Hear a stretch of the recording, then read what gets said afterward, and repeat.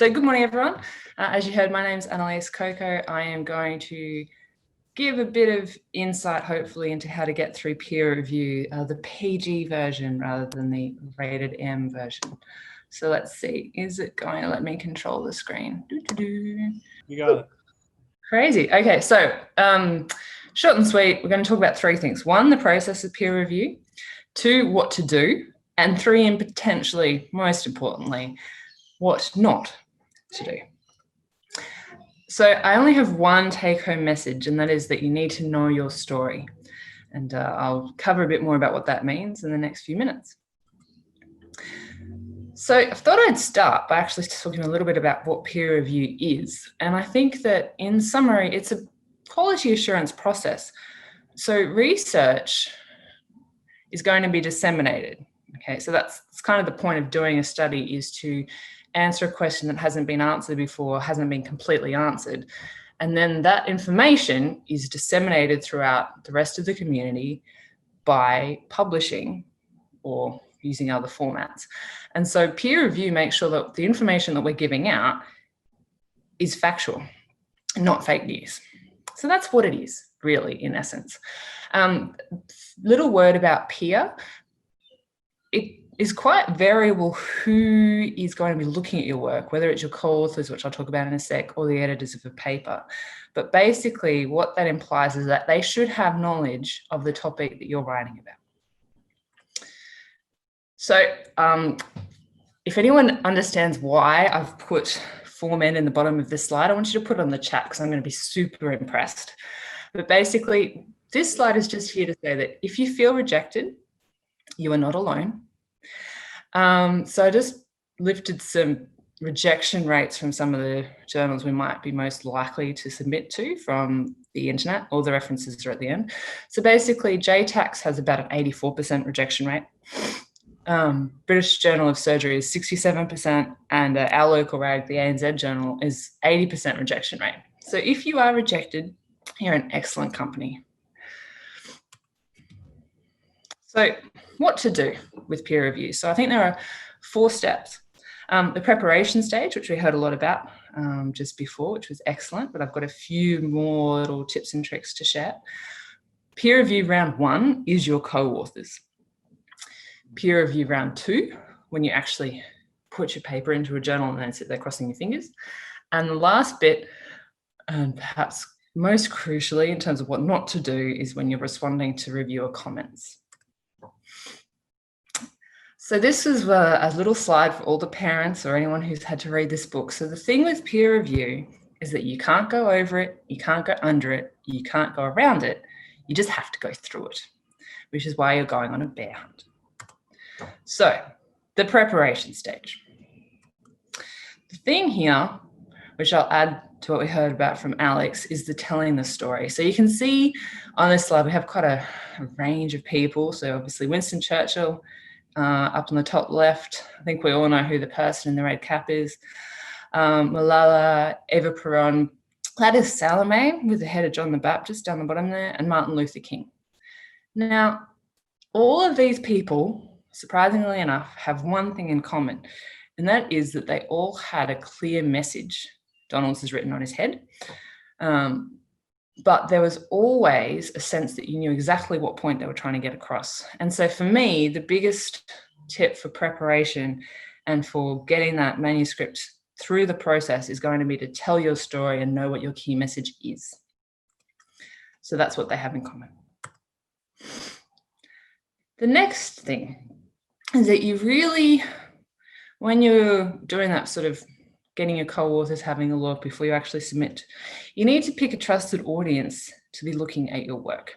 So I would suggest you need to be a little bit more Snow White and the Seven Dwarves and a little bit less Red Riding Hood and the Big Bad Wolf, because you want to be able to get feedback and improve things without feeling like you're under threat and on edge the whole time. That's what the reviewers are for when you get to the journal stage, all right? So a little bit more Snow White, get good feedback, get it from a range of people, all right? So you might have a grumpy and a happy and even a sleepy, and do the best you can the first time around. So round 1 of peer review, as I said, is your co-authors. Now I have a bit of a bone to pick here. Your co-authors also have ownership of this work, right? So as far as I'm concerned, when you're thinking about peer review and getting your papers published, that means two things. One, all of your co-authors should have done some work, which leads to point two. If it is rubbish, it is also their rubbish. So your co-authors have an ethical, I would argue, as well as academic obligation to make your paper as amazing as it can be before anyone else even sees it. So that's why they're your first line of peer review, right? And the other thing there is that when you're asking your co-authors to have a look and give feedback, be very particular with what you're asking of each one of them. So for instance, co-author Happy might be really good at statistics. And so instead of saying, hey, everyone, look at the whole paper, get back to me, you might say to co-author Happy, I need you to look at this, make sure it's on the correct test and report it in the right way. All right. And reviewer Sleepy might be pedantic like me. And so you might give them the job of going through with a fine-tooth comb and making sure it's perfectly worded, sentence structures are correct, the paragraphs flow. Okay. But that process is your first sort of peer review. And that's the people who have ownership of the paper. And that means they have skin in the game. So they should be doing some work. Then it's the submission time. So the first stage of this is you need to get it past that initial glance over and out to the actual reviewers, right? So often with journals, the sub-editor for that section will have a look and either go, yeah, all right, we'll send it out for peer review, or no, get it out there. Not interested, not our journal. So you need to draw people in with that key message that I told you about. Okay, and the abstract is the hook. Which we heard a little bit about. But basically, if you think about it in terms of Little Red Riding Hood, you don't want to have this long-winded epistle about this little girl who had a really hard life and went in the woods and then she met a wolf and then things happen.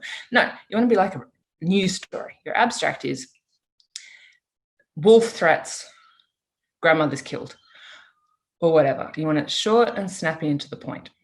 The other thing is you need to stick to the journal guidelines, because if you haven't, then that's a really easy way for them to just reject your paper out of hand, and it saves them work. Stage two is getting it past the actual reviewers once it gets sent out.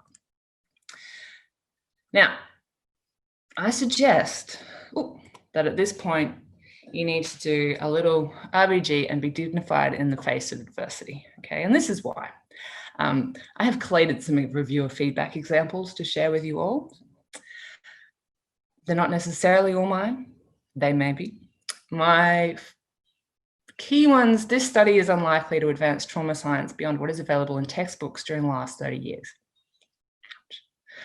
The next two for our non-Australian New Zealand friends is basically two different reviewers of the same paper giving it completely opposing instructions as to what needed to be changed. My absolute favourite, though, is I'm a bit puzzled about how to feel about this paper. Because seriously, I don't really know what to say to that. Oh, just waiting for my slide to go to the next slide. Let's try again. Oh, there we go. So what to do if you're rejected? Step one is accept.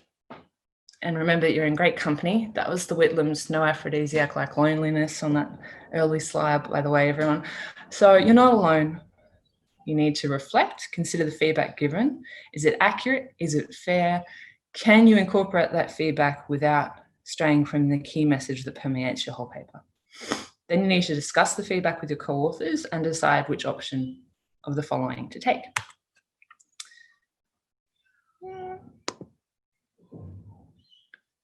It's not advanced. Oh, there we go.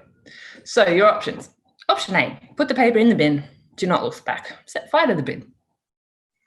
Option B, resubmit. Do you give it back to the same journal? Do you give it back to a different journal? I think the key there is you need to find out and be honest with yourself as to why that journal rejected in the first place and what is it that you're going to change that's going to change the outcome the second time you ask. Your third option, which I think isn't often considered, is you can get your message out in a different way. So some potential ways to do that would be like a policy release or a policy brief, press release, if you've got something really topical, or a government report. If you're accepted, what to do. If you get accepted without a revision, this is a unicorn. This is a never event. You should celebrate your unicorn, okay, and be very happy. More likely, you'll be accepted with revisions. So getting through peer review here is about being prepared for not 1 or 2, even 3, maybe even 4 requirements for revision and resubmission, and some, as I alluded to earlier, some requests from different reviewers that are actually completely contradictory. What not to do at the review stage. This is real. Do not email your co-authors to complain that the reviewers and the editor clearly know a lot less than you do about this, because you're the expert in the field and they can take their opinions and refer to the initial title of this talk, right? But you accidentally hit reply all, and the reviewers and the journal editor get to see what you really feel. Yes, this has actually happened. No, I did not do it. But don't fail to follow the golden email rule, which is to sit on it until the next day and make sure you actually want to send that. So I think we'll have questions at the end. But in summary, peer review can be daunting and a bit disheartening.